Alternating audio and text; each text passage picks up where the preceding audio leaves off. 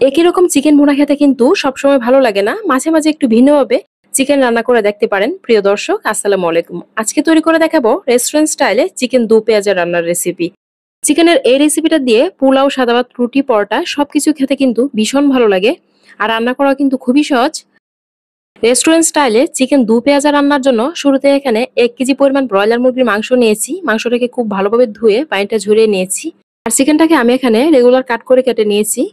এরপর চিকেনটাতে অল্প পরিমাণে একটু আদা বাটা, অল্প পরিমাণে একটু রসুন বাটা, অল্প পরিমাণে একটু শুকনা মরিচের গুঁড়া, উপরের মতো লবণ দিয়ে এই পর্যায়ে দিয়ে দিচ্ছি 2 টুকরো লেবু রস চিপে। চিকেনের এই রেসিপিটাতে লেবু রস দিয়ে চিকেনটাকে মেখে নিলে কিন্তু খেতে খুবই মজার হয়। তো আমি 2 টুকরো লেবুর রস খুব ভালোভাবে চিপে দিয়ে দিলাম। এমনিতেও কিন্তু ব্রয়লার চিকেনে একটা গন্ধ থাকে, তো লেবুর রস দিয়ে মেখে নিলে কিন্তু গন্ধটাও চলে যায়। এরপর সবগুলো খুব ভালো করে হাত দিয়ে মেখে নিচ্ছি। 3-4 মিনিট সময় নিয়ে সবগুলো হাত দিয়ে খুব ভালো করে মেখে নেওয়ার পর ঢাকনা দিয়ে ঢেকে একটা সাইডে রেখে দিলাম। এই পর্যায়ে আমি একটা মশলার পেস্ট তৈরি করে নিব। একটা ব্লেন্ডারে জারে 2টা টমেটোর কুচি নিয়ে নিলাম। এরপর নিয়ে নিলাম এখানে হাফ কাপ পরিমাণ পেঁয়াজের কুচি।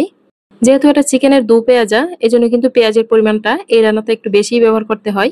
এরপর দিয়ে দিচ্ছি 3টা আস্ত কাঁচামরিচ, 1.25 চামচ পরিমাণ হলুদের গুঁড়া, 2 চামচ পরিমাণ শুকনা মরিচের গুঁড়া। ঝালের পরিমাণটা অবশ্যই আপনারা যা যা স্বাদ মতো দিবেন। আমি আজকে একটু স্পাইসি করে রান্না করব, এই জন্য ঝালের পরিমাণটা একটু বেশি দিয়েছি।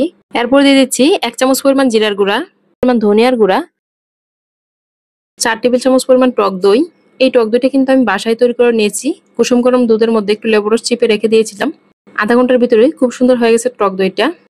এরপর অল্প পরিমাণে একটু পানি দিয়ে ভালো করে ব্লেন্ড করে নিয়েছি। মশলাটা ব্লেন্ড করে নেওয়ার পর এই পর্যায়ে চলে আসলাম রান্নায়। প্রথমে চুলায় একটা কড়াই বসিয়ে হাফ কাপ পরিমাণ সয়াবিন তেল দিয়ে দিলাম। এরপর দিয়ে দিলাম 1 কাপ পরিমাণ পেঁয়াজের কুচি। এরপর দিয়ে দিচ্ছি এখানে কিছু গোটা গরম মশলা। গোটা গরম মশলার মধ্যে এলাচি, দারচিনি, তেজপাতা, গোলমরিচ, লবঙ্গ ও একটা কালো এলাচ নিয়েছি। গোটা গরম মশলাটা দেওয়ার পর সবকিছু খুব ভালো করে নেড়েচেড়ে ভেজে নিচ্ছি। ভাজতে ভাজতে পেঁয়াজ কুচিটা যখন নরম হয়ে গেছে, তখনই এতে হাফ চামচ পরিমাণ আদা বাটা, হাফ চামচ পরিমাণ রসুন বাটা দিয়ে দিলাম। আদা রসুনটা দেওয়ার পর তেলের মধ্যে 2-3 মিনিট সময় নিয়ে খুব ভালো করে নেড়েচেড়ে ভেজে নিচ্ছি। আদা রসুনটাকে 2-3 মিনিট ভেজে নেওয়ার পর এই পর্যায়ে এখানে ব্লেন্ড করে রাখা মশলাটা দিয়ে দিচ্ছি। ব্লেন্ড করে রাখা মশলাটা দিয়ে এই পর্যায়ে এখানে স্বাদ মতো লবণ দিয়ে দিলাম। লবণটা দিয়ে খুব ভালো করে মশলাটাকে তেলের মধ্যে 2-1 মিনিট সময় নিয়ে ভেজে নিয়েছি। এরপর এখানে ব্লেন্ডারের জারটা ধুয়ে পরিমাণ মতো পানি দিয়ে দিলাম মশলাটাকে কষিয়ে নেওয়ার জন্য। আর এমনিতেও কিন্তু ব্লেন্ডারের জারে অনেকটা পরিমাণ মশলা লেগেছিল, তো ব্লেন্ডারের জারটা ধুয়ে মশলা দেওয়ার সবটা পানি দিয়ে দিলাম। এরপর খুব ভালো করে নেড়েচেড়ে মিশিয়ে দিয়ে ঢাকনা দিয়ে ঢেকে মশলাটাকে 4-5 মিনিট কষিয়ে নিলাম।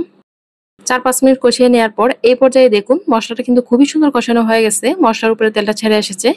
এখন এখানে মশলা দিয়ে মেখে রাখা চিকেনগুলো দিয়ে দিলাম। চিকেনটা দিয়ে খুব ভালো করে নেড়েচেড়ে মিশিয়ে দিচ্ছি। আজকের রান্নায় শুরুতে আমি তেলের পরিমাণটা একটু অল্প ব্যবহার করেছি, যেহেতু পরে আবার তেল ব্যবহার করব। তো চিকেনটা দিয়ে খুব ভালো করে নেড়েচেড়ে মিশিয়ে দিয়ে ঢাকনা দিয়ে ঢেকে চুলার আঁচ মিডিয়াম আঁচে রেখে 4-5 মিনিট কষিয়ে নিলাম। এই পর্যায়ে ঢাকনাটা তুলে নিচ্ছি। এখন দেখুন চিকেন থেকে কিন্তু অনেকটা পরিমাণ পানি বের হয়েছে, আর এই পানিতে কিন্তু চিকেনটা খুব সুন্দর কষানো হয়ে যাবে। আমি মাঝে মাঝে ঢাকনাটা তুলে একটু অফ ক্যামেরা নেড়েচেড়ে দিই, যাতে আবার নিচ দিক দিয়ে না লেগে যায়, যেহেতু আজকের রান্নায় বেশিরভাগই বাটা মশলা ব্যবহার করা হয়েছে। এই পর্যায়ে চিকেনটা প্রায় 80% সিদ্ধ হয়ে গেছে। এখন চলে আসলাম চিকেন দু পেঁয়াজার বাগারটা রেডি করে নেওয়ার জন্য। চুলায় একটা প্যান বসিয়ে হাফ কাপ পরিমাণ সয়াবিন তেল দিয়ে দিলাম। এরপর দিয়ে দিলাম 3টা শুকনো মরিচ, হাফ কাপ পরিমাণ পেঁয়াজের কুচি। পেঁয়াজটাকে কিন্তু আমি এখানে একটু বড় বড় করে কেটে দিয়েছি। এরপর 6-7টার মতো আস্ত কাঁচামরিচ দিয়ে দিলাম। চিকেন দু পেঁয়াজার আসল স্বাদটা কিন্তু পাওয়া যায় এই বাগারটার মধ্যেই। সবগুলোকে তেলের মধ্যে খুব ভালো করে নেড়েচেড়ে ভেজে নিয়েছি। যখন পেঁয়াজ কুচিটা হালকা একটু ব্রাউন কালার হয়ে গেছে, তখনই গরম গরম বাগারটা চিকেনটাতে দিয়ে দিলাম। আর চিকেন দু পেঁয়াজা রান্নায় কিন্তু অবশ্যই পেঁয়াজ বড় বড় করে কেটে এভাবে একটু বাগার দিয়ে দিবেন, না হলে কিন্তু চিকেন দু পেঁয়াজা রান্নার আসল স্বাদটা পাবেন না। তো আমার কাছে এই পর্যায়ে ঝোলের পরিমাণটা একটু কম মনে হতে অল্প পরিমাণে একটু গরম পানি দিয়ে দিলাম। কেউ চাইলে এই পর্যায়ে পানি নাও দিতে পারেন। তো পানিটা দিয়ে খুব ভালো করে নেড়েচেড়ে মিশিয়ে দিয়ে ঢাকনা দিয়ে ঢেকে 4-5 মিনিট রান্না করে নিলাম। এই পর্যায়ে ঢাকনাটা তুলে সবকিছু খুব ভালো করে নেড়েচেড়ে দিচ্ছি। এখন চুলা আঁচটা একদম লো হিটে রেখে আরো 4-5 মিনিট রান্না করে নেব। তো যখন চিকেনটা পুরোপুরি সিদ্ধ হয়ে যাবে, তখনই কিন্তু আমাদের চিকেন দু পেঁয়াজাটা রান্না করা হয়ে যাবে। কেউ চাইলে ঝোলটা একটু শুকিয়েও নিতে পারেন, যে যেমন খেতে পছন্দ করেন। তো আমি হালকা একটু ঝোল রেখেছি। তো আমাদের দারুণ মজার রেস্টুরেন্ট স্টাইলে চিকেন দু পেঁয়াজাটা কিন্তু রান্না করা হয়ে গেছে। দেখুন রান্নার পরে কালারটা মাশাআল্লাহ কতটা সুন্দর এসেছে।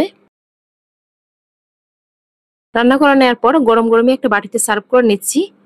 যারা একটু ভিন্নভাবে চিকেন রান্না করতে চান তাদের জন্য কিন্তু চিকেন দু পেঁয়াজের এই রেসিপিটা বেস্ট একটা রেসিপি হবে। আশা করছি আজকের এই চিকেন দু পেঁয়াজের রেসিপি আপনাদের অনেক ভালো লেগেছে। ভালো লাগলে যারা ভিডিওটি ফেসবুক থেকে দেখছেন প্লিজ পেজটাতে একটা লাইক ও ফলো দিয়ে দিবেন।